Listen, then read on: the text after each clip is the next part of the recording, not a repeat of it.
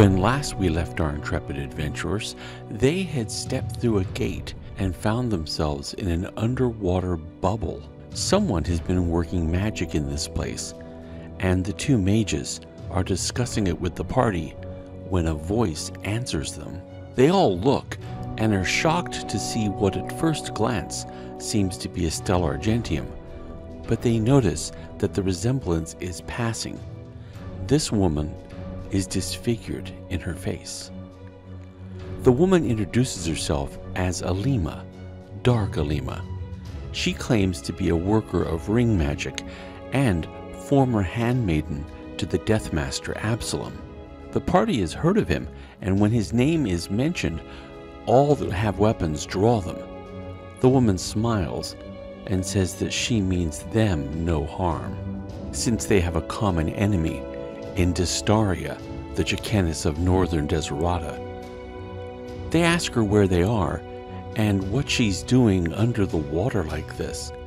She smiles and tells them that Jacquenis Distaria has put a bounty on her head, and with the powers that the Jacquenis wields, she could probably collect it herself. Marcus comments, wondering what happened to Absolum. The handmaiden says that the Deathmaster was weak.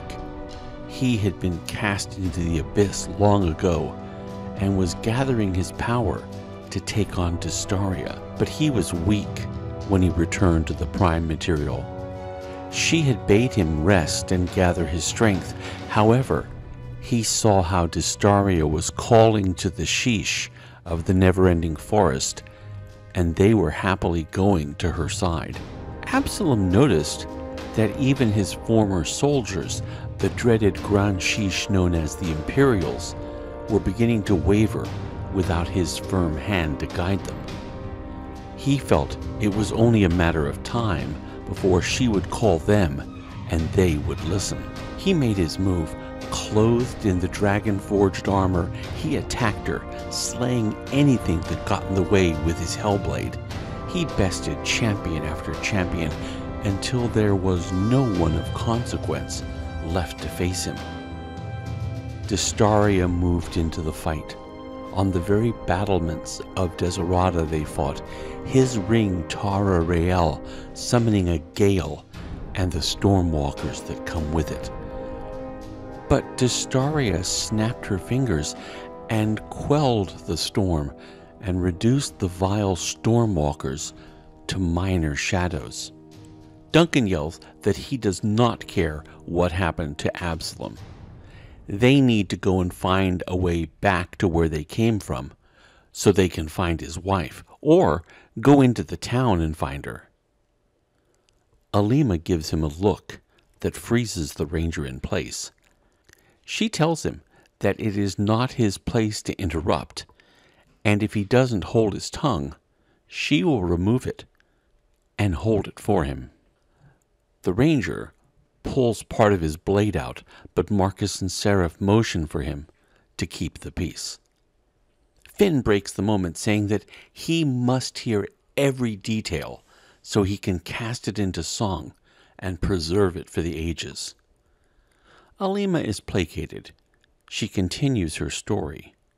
She says that the ring Tara Rael was not enough to best Distaria, because Distaria's lineage is dark and polluted.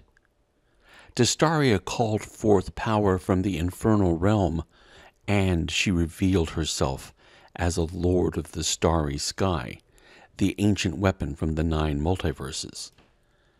She held Absolum in place with her power and drew his essence out of him till he was nothing more than spirit.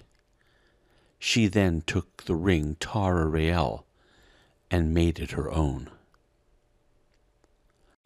Alima turns to stifle a tear and adds that she barely escaped to here, where she has been studying ring lore and plotting.